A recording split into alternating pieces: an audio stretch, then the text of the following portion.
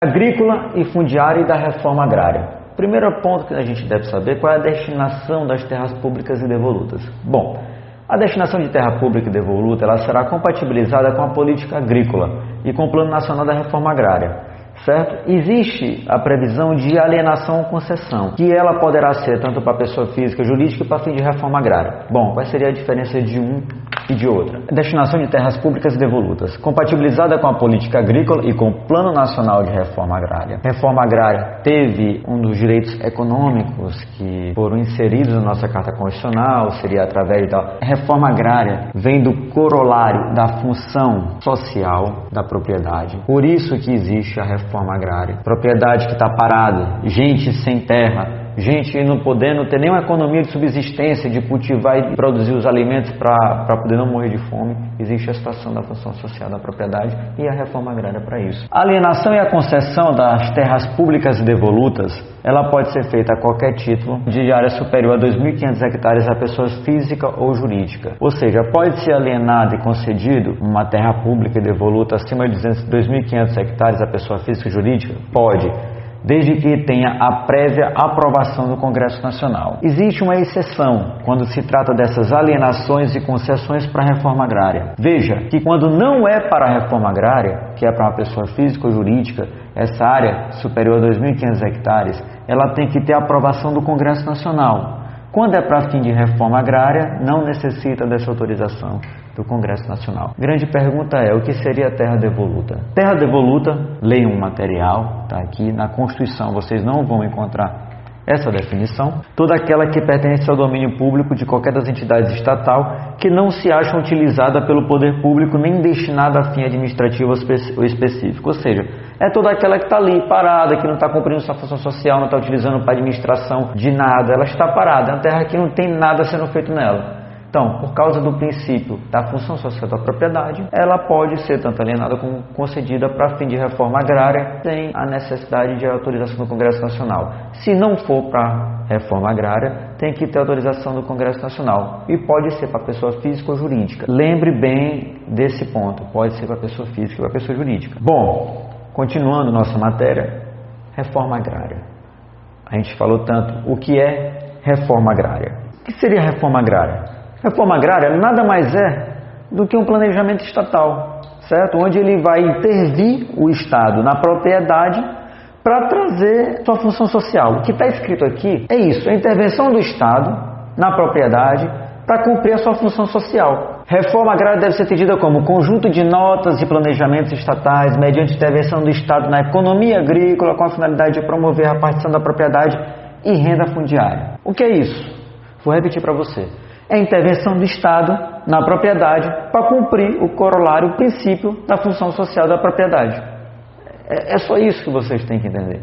Procedimento expropriatório. Para fins de reforma agrária, deverá respeitar o devido processo legal, havendo necessidade de vistoria e prévia notificação ao proprietário, uma vez que haverá privação de seus direitos. Onde é que se encontra isso?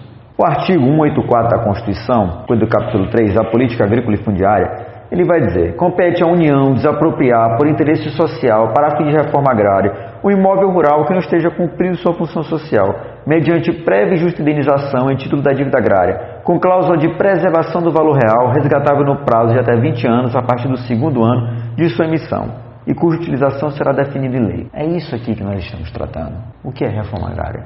É um procedimento expropriatório para fim de reforma agrária, deverá respeitar o devido processo legal que está no artigo 184 da Constituição, havendo necessidade de vistoria e prévia notificação ao proprietário, uma vez que haverá privação de bens particulares, que é chamada de desapropriação-sanção. Desapropriação-sanção por quê? Porque a propriedade ela está sendo desapropriada porque ela não está cumprindo a sua função social. Só por causa disso. Aliás, por causa disso, não é só por causa disso, que a propriedade não pode ter donos de terras gigantescas sem estar sendo cultivada, está sendo parada. Com tanta gente tendo no país, tanta gente necessitando de uma terra para cultivar, para subsistir. Então, a propriedade tem que cumprir a sua função social. Os beneficiados da distribuição de imóveis rurais pela reforma agrária, homens ou mulheres, independente do estado civil, receberão títulos de domínio ou de concessão de uso, inegociáveis pelo prazo de 10 anos. A partir do artigo 184 até o artigo 189, ele trata do procedimento de desapropriação, do procedimento de apropriação para fins de reforma agrária, e vai dizendo quais são os requisitos. Importante você ler. Leia bastante o artigo 184, porque ele diz: compete à União desapropriar por interesse social, para fim de reforma agrária, o imóvel rural que não esteja cumprindo sua função social. Qual é a sua função social? Produzir. O imóvel ele tem que produzir. Tem que estar sendo plantado algo lá. Ele precisa estar cumprindo a sua função. Tem que estar produzindo. Mediante prévia e justa indenização ante da dívida agrária, com cláusula de preservação do valor real, resgatável no prazo de até 20 anos, a partir do segundo ano de sua emissão, e cuja utilização será definida em lei. Importantíssimo vocês verificarem que a pegadinha pode estar aqui. Ou seja, o que ele recebe? O desapropriado. Quem está sofrendo o procedimento expropriatório? Ele vai receber título da dívida agrária. E esse título de dívida agrária ele será resgatável de até 20 anos, só que vai ser preservado o valor real. Digamos que foi desapropriado pelo valor de um milhão de reais. Ele vai receber esse 1 milhão de reais daqui a 20 anos, contados a partir do segundo ano de sua emissão. A partir do segundo ano, resgatável no prazo de até 20 anos, a partir do segundo ano de sua emissão. Ele é emitido. Passou 2 anos, ele vai ter até 20 anos para receber, onde será preservado o seu valor real, ou seja, esse 1 milhão de real aqui, ele será atualizado daqui a 20 anos, a partir do segundo ano, até 20 anos, pode ser 20 anos, que a lei fala até 20 anos, pode ser com 18, pode ser com 17, pode ser com 20, tem até 20 anos. Aqui vai ser reajustado, porque ele tem que manter o valor real. Existe o que nós chamamos na economia de inflação. O que é inflação? É a subida dos preços, é a perda do valor real. Se a gente lembrar da nossa infância, muitos de vocês com certeza passaram na época da pitula, e sim, tinha Coca-Cola, tinha pitula que era desse tamanho aqui, mais ou menos, custava 50 centavos. Hoje você pega um refrigerante de garrafa desse tamanho, que seria a pitula, era 50 centavos. Hoje você compra por R$1, R$1,50, R$2. A subida de preços, como é que eu comprava uma bolacha ontem, eu comprava uma Richester por 50 centavos, hoje ela custa R$1,25. É a escalada do preço, é a inflação. O mercado ele vai se regulando, as coisas vão ficando mais caras, mais baratas, ele vai se autorregulamentando e vai tendo essa alteração de preço. Para poder manter o padrão real, por isso que todo ano o governo faz o reajuste do salário mínimo. Vamos reajustar o salário mínimo pelo reajuste da inflação, pela subida de preço, porque o salário mínimo está perdendo valor. Esse reajuste que tem lá no salário mínimo também, ele tem que ser aplicado aqui, porque esse R$1 milhão de agora, daqui até 20 anos, ele tem que ser o mesmo R$1 milhão. Não o mesmo em cifra, porque a cifra vai aumentar por causa da inflação. Só que ele tem que preservar o que? O poder de compra que ele teria com R$1 milhão. O seu poder real de R$1 milhão. Vão utilizar um coeficiente definido em lei, que deve ser no Estatuto da Terra, falando sobre qual coeficiente você vai utilizar para atualizar esse valor. E lembrando que os beneficiários, ou seja, aqueles que receberam a terra que foi expropriada porque não estava cumprindo a sua função social, receberão títulos de domínio de concessão de uso, inegociáveis pelo prazo de 10 anos. Aquele que recebeu, que for beneficiário, ele não pode negociar esse título pelo prazo de 10 anos. Não pode vender a terra pelo prazo de 10 anos. Uso capião constitucional de área rural. Lembra quando a gente falou sobre a política urbana, nós falamos sobre o uso capião de área urbana? Que o uso capião de área urbana seria área de até 250 metros quadrados, que a pessoa deveria morar lá, ou então sua família morar, e ele não possuir um outro imóvel. Bom, nós também temos, constitucionalmente regulamentado, o uso capião de área rural.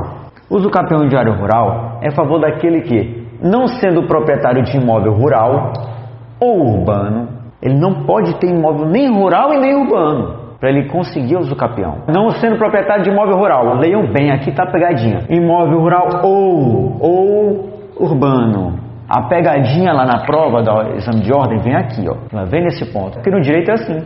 Você tem uma visão, aquela pessoa que ela abre a boca no direito para dizer que tem convicção, certeza 100% de que A é A e de que A não é B, tá errado. Já começa aí. Que a gente tem visão para tudo, desde que seja uma teoria defensável, desde que tenha fundamento, tenha preceito legal, tenha preceito constitucional. Tanto é que o que foi ontem pode não ser hoje. A gente tem o Supremo mudando o posicionamento várias vezes.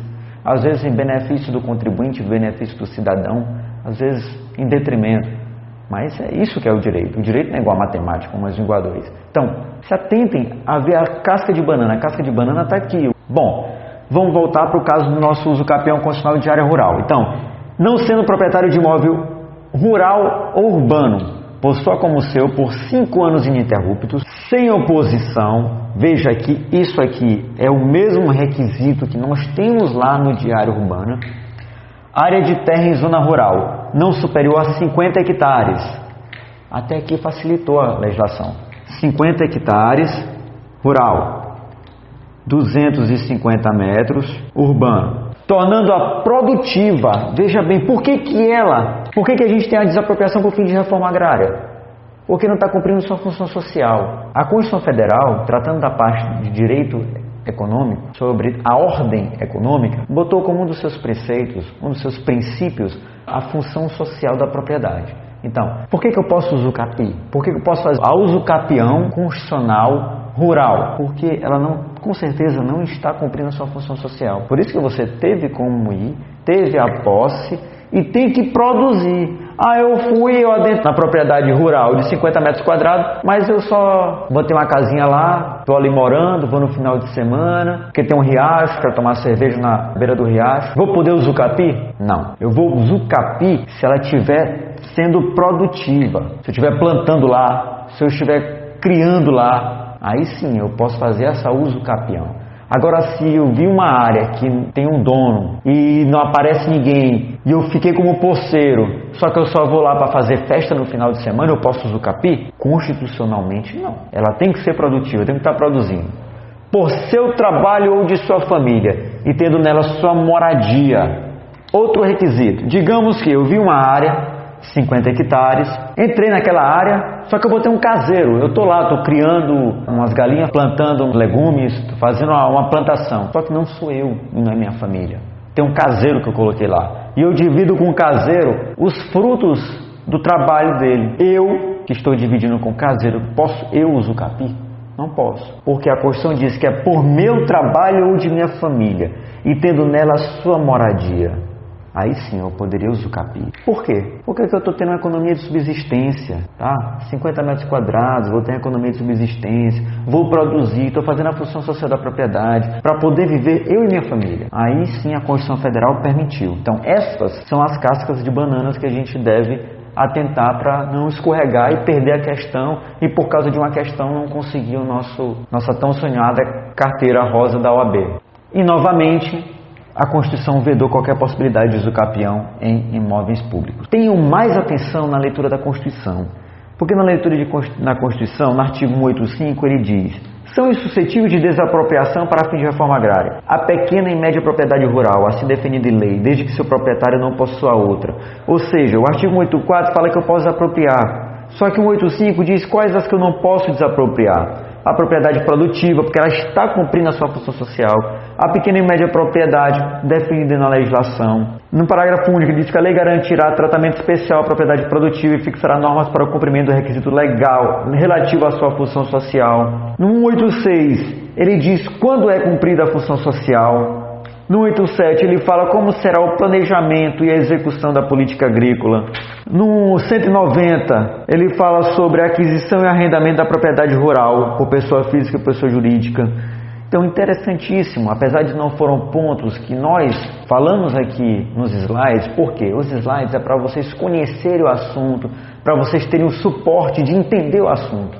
Vocês têm que entender o assunto, vocês têm que ter a capacidade de absorver. Então, leiam bastante a legislação, porque a legislação, neste assunto de ordem econômica, e veremos mais à frente ordem social, vai ser a letra pura da lei. Sistema Financeiro Nacional. Bom, o Sistema Financeiro Nacional, ele está inserido no artigo 192 da Constituição Federal. O artigo 192 diz que o Sistema Financeiro Nacional, estruturado de forma a promover o desenvolvimento equilibrado do país e a servir os interesses da coletividade em todas as partes que o compõem, abrangendo as cooperativas de crédito, será regulado por leis complementares, que disporão inclusive sobre a participação do capital estrangeiro nas instituições que o integrem. O que a Constituição está dizendo?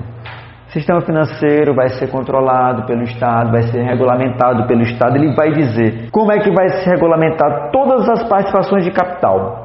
todo o sistema ele vai ser regulamentado por lei. E até mesmo o dinheiro estrangeiro que entra aqui, ou seja, o Estado ele vai intervir nisso, porque isso são áreas interessantíssimas ao Estado de dever, até mesmo de ter a sua soberania. Vai ter essa intervenção do Estado. Ele vai ter os seguintes preceitos, preceitos esses que não estão aqui na Constituição, mas são preceitos adotados pela Constituição como um todo, e que na lei que vai tratar sobre o sistema financeiro, que vai regulamentar até mesmo o Banco Central do Brasil, ele exporá esses preceitos, que é que ele vai ser estruturado de forma a promover o desenvolvimento equilibrado do país, onde ele deverá ter como meta o interesse da coletividade, o estrangeiro nas instituições que integrem. Todos esses preceitos estão no artigo 192. Estruturado de forma a promover o desenvolvimento equilibrado do país. Por quê? Nós temos áreas do país onde o desenvolvimento é menor do que outras, sul, sudeste, então ele tem que fazer uma integração, ele vai procurar uma integração econômica, uma integração através do sistema financeiro. Deverá ter como meta principal servir os interesses da coletividade, ou seja, isso aqui até mesmo